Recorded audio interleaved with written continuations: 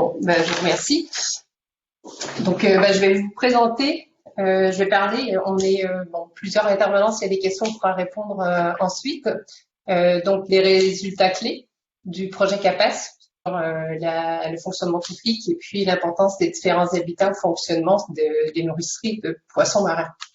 Donc, c'est comme je vous dis, c'est des résultats clés du projet CAPAS.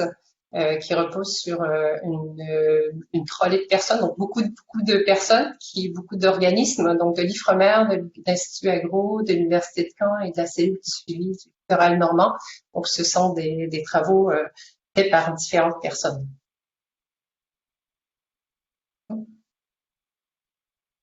Voilà. Donc, un sommaire rapide. On va regarder, je vais vous aujourd'hui de la variabilité spatio-saisonnière des composantes biologiques, qui passe à regarder quand même un ensemble de compartiments biologiques du zooplancton jusqu'aux poissons. On passe à par la méiofaune. Donc, rapidement, qu'il y a un bilan un peu de la variabilité en termes de saison. On s'est intéressé à la variabilité spatiale. Et là, on a travaillé sur 5 secteurs qui étaient pré-identifiés dans les travaux antérieurs, notamment l'embouchure. C'est des secteurs qu'on va qualifier d'habitat, donc qui sont assez larges. Hein. Donc l'embouchure, la fosse nord, la fosse sud, les vasières. Donc quand on parle de vasières, c'est plutôt la vasière est, si on compare un peu à ce que Florent a montré un peu plus tôt, le chenal de navigation.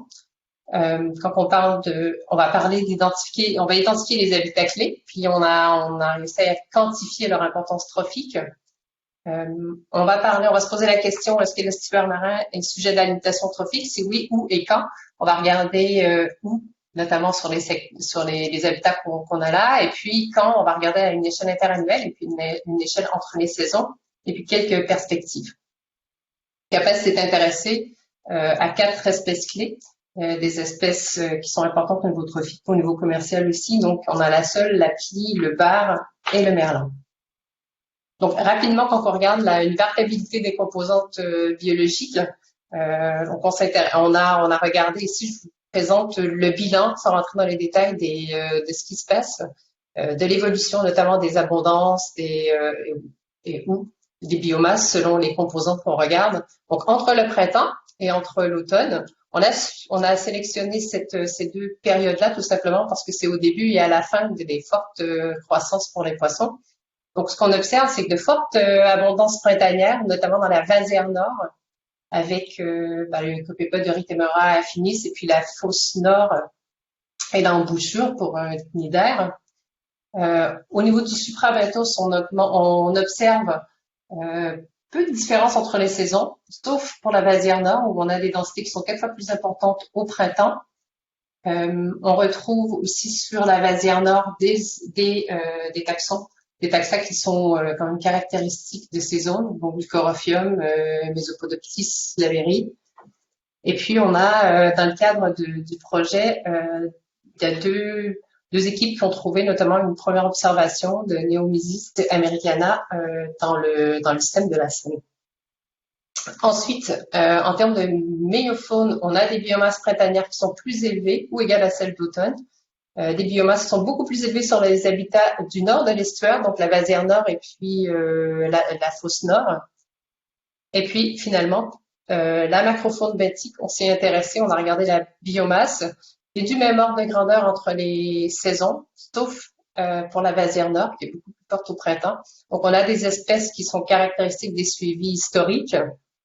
Donc, un peu un schéma où on voit quand même des biomasses où les densités relativement fortes au printemps. Et puis lorsqu'on regarde pour les poissons, donc on a observé pour les 4 espèces qu'on a étudiées des diminutions variant entre 20 et 45%, donc une mortalité dépendante mortalité densité dépendante, je dirais entre le début, à l'arrivée des juvéniles, et puis à l'automne, à la fin de la grande période de croissance. Voilà. Lorsqu'on refait un peu, en se basant sur des analyses de contenu digestif et puis des isotopes stables, on est en mesure de quantifier l'importance relative et trophique des différents habitats à différents moments dans l'année, donc toujours au printemps ou à l'automne. Ici, on a un schéma qui présente grossièrement des grandes différences. En fait, ce qu'on observe, dans un premier temps, on voit une distinction qui est assez importante entre les poissons plats, donc à droite, on a la pie et la sole, et puis les deux poissons ronds, donc le bar et le merlan. On voit, on a des petites spirales. Donc les spirales, ce qui nous montre, c'est une alimentation qui est assez locale. Donc qu'on observe, c'est à l'endroit où on capture les poissons plats, donc les juvéniles de sol et de pie, on observe une alimentation qui est à l'endroit de leur capture et, euh, et donc une alimentation plutôt locale en comparaison des poissons ronds où on peut dire qu'on a une alimentation plutôt un comportement alimentaire plutôt ubiquiste, à la différence près forcément du bar où les G0 on les retrouve forte densité dans les filandres.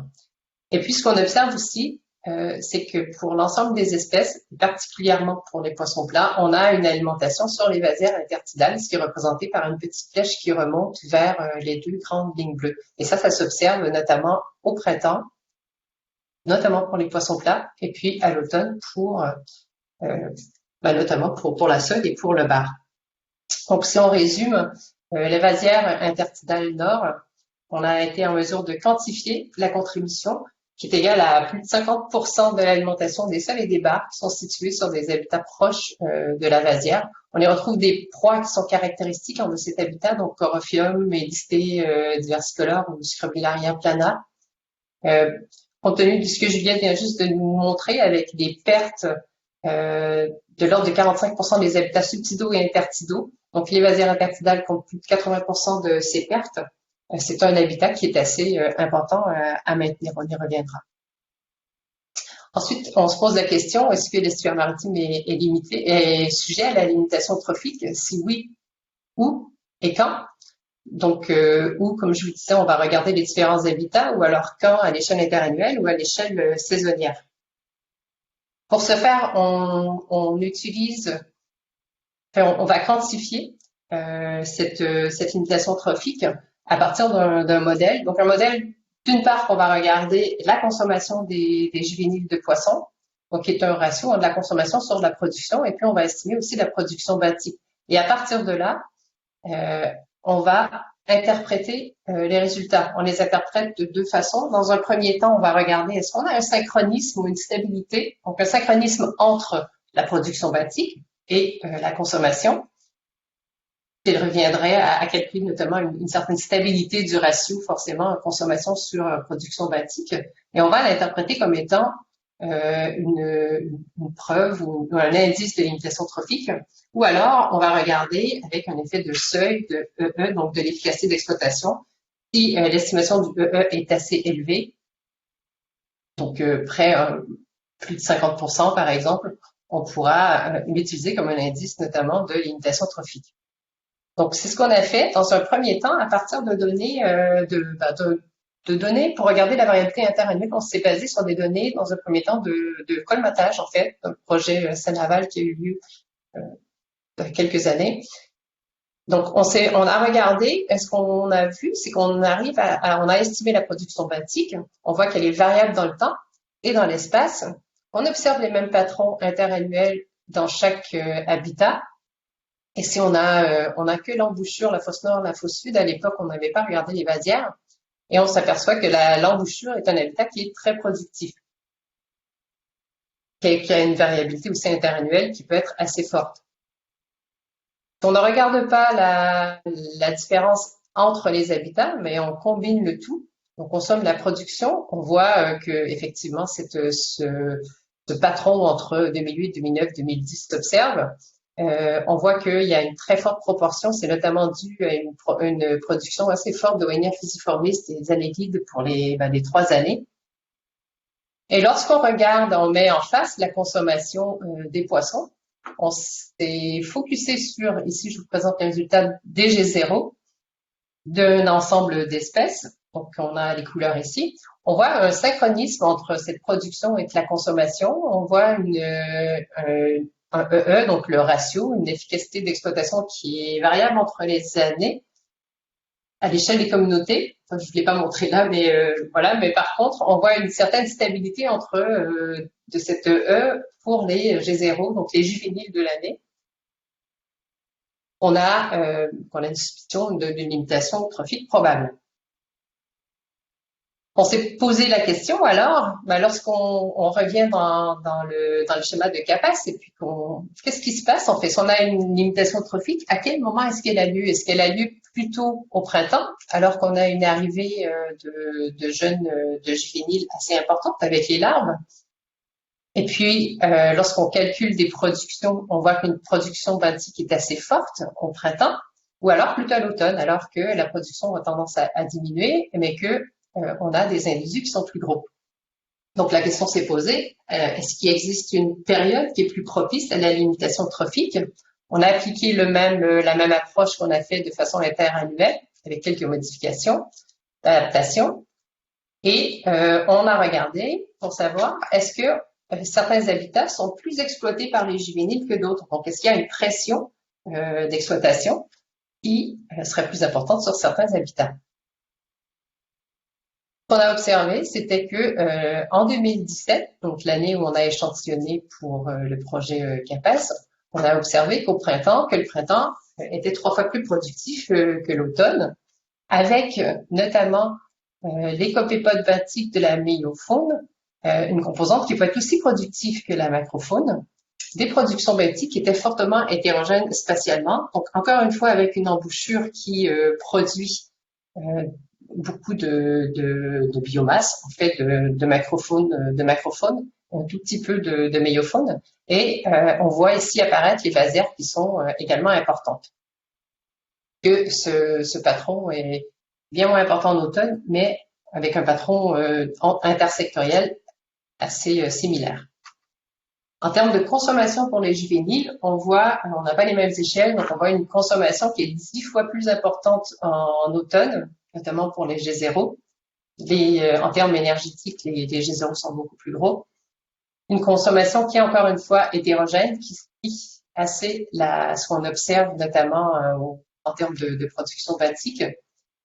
Et puis ce qu'on peut voir, c'est que les sols et les plis, cette année-là, comptent pour plus de 80% de la consommation en 2017. Lorsqu'on fait le ratio, on s'aperçoit ici, lorsqu'on fait le ratio entre les deux, on s'aperçoit que les vasières intertidales, au printemps et notamment à l'automne, sont des secteurs qui sont fortement exploités par les poissons, ou des proies plutôt des vasières intertidales. Donc, on explique le processus de la limitation trophique saisonnier, notamment par, premièrement, ce qu'on peut dire, c'est que les vasières intertidales représentent un tout petit, relativement parlant, un habitat qui est assez petit comparativement aux autres habitats qu'on a regardés. Ça représente environ 3% de l'aire totale étudiée. C'est un habitat qui est productif, qui est exploité intensivement par les juvéniles de poissons. Et puis, on a estimé que la limitation trophique était probable en automne. On a en termes d'embouchure, c'est un habitat qui est une grande surface. Lorsqu'on ne regarde pas au kilomètre carré, mais qu'on élève à la surface totale, qui représente autour de 100 km carrés, avec nos estimations dans le projet, on observe quand même une forte production qui peut supporter une très forte consommation aussi des juvéniles. Donc, un habitat assez important.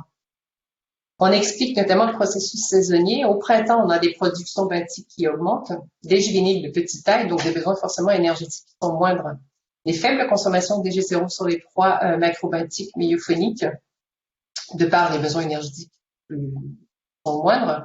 Donc, une limitation trophique qui est probablement moins probable à ce moment-là. Il y a d'autres mécanismes de mortalité qui peuvent entrer en jeu. Ensuite, à l'automne, on a des productions benthiques qui sont en déclin. Les juvéniles sont de plus grande taille, les besoins énergétiques beaucoup plus élevés. On a une forte pression de prédation des G0 sur les proies macrobenthiques notamment, et une limitation trophique qui est fortement probable à ce moment. Donc, en conclusion, le projet, ça a permis d'améliorer notamment les connaissances sur la qualité trophique des habitats, l'efficacité de la fonction de nourricerie, avec les données et les connaissances sur notamment les comportements alimentaires, ce sont des inputs assez importants pour les modèles trophiques. La contribution de l'habitat des vasières intertidales à l'alimentation des juvéniles, on a pu le mettre en avant, notamment aussi d'embouchure, de forte production de proies et des consommations des juvéniles de poissons compte tenu de leur taille. Un mécanisme notamment qui suggère une limitation trophique fort probable pour les G0, qui semble agir régulièrement, et puis probablement plutôt à l'automne. Propose de maintenir, voire augmenter la surface des vasières, ne serait-ce que des conditions qui favorisent le maintien des communautés à éditer diversicolores, Corophium voluptator et Scrobilaria plana. Il y a des présentations qui seront dédiées à ça cet après-midi, notamment de Sentinelle et de Farsi après déjeuner. En termes de perspective, il y a les effets de la limitation trophique sur la croissance et la condition juvénile, encore une fois, des différences entre les saisons. Donc, il y a les analyses préliminaires qui ont été effectuées. On semble avoir des indices hépatosomatiques faibles en automne. Donc, on va poursuivre là-dessus.